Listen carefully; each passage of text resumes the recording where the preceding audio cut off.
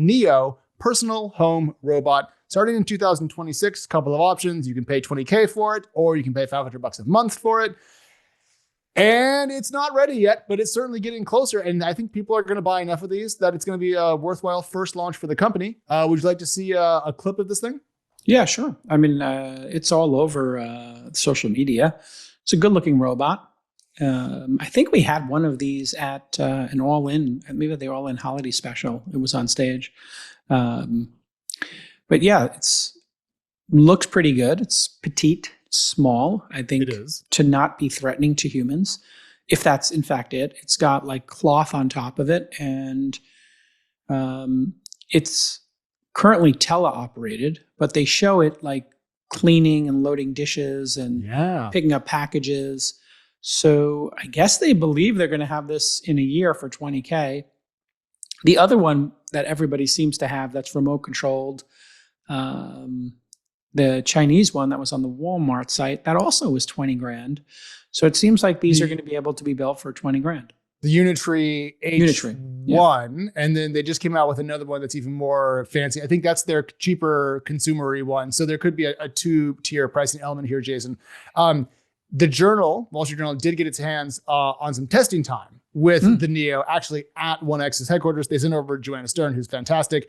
And in her experience, nearly entirely teleoperated. But the idea, according to the company, is that, quote, Neo's autonomy improves with diverse data and real-world experiences. As Neo does more chores, it will receive updates to your Redwood model, its internal AI, that increase the complexity of tasks that Neo can handle. So I think really what they're selling here is early access robots to people who are willing to beta test them and help them get more data on real-world use cases and real houses to finish up the AI.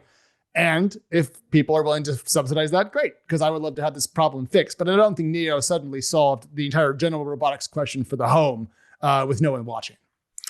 Yeah, and I don't think, I saw Lon had put in the notes, like, does this mean there's a teleoperator walking this thing around my home? That's pretty creepy. I think the answer is no. I think the teleoperator is just to show what it's capable of now, just in terms of its movement, and eventually that'll all be done by the large language model, behind it.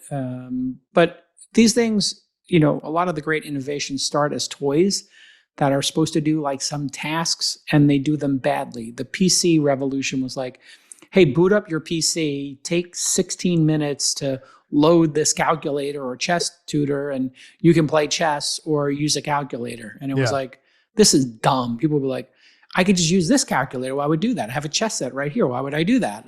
If I want to play Dungeons and Dragons, I have it over here. Why would I play this Zork thing? So, and then over time, compounding technologies, memory, fidelity, in this case, the actuators will get better and better. These things in 3 years, it's not going to be uncommon to see one of these things at an airport, at a UPS store. Yeah. I wouldn't be surprised if there's a driver in a Zoox Likes car and the robot gets out and brings the packages out and puts them on the door, and the operator is just taking a picture of it working.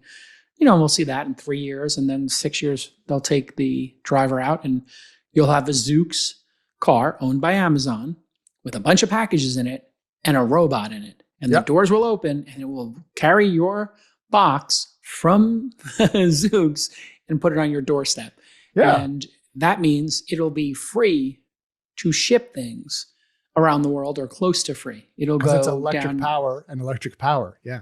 Yeah, it's all electric, and these things are going to cost but $1 a day. I always do the math on these. If it's $20,000 and, there's, and you had it for 10 years, you'd have it for 3,000 days. 3,000 days, you can just very easily back of the envelope this. It's not going to be an expensive thing to own. A couple of dollars a day, these things will cost ultimately.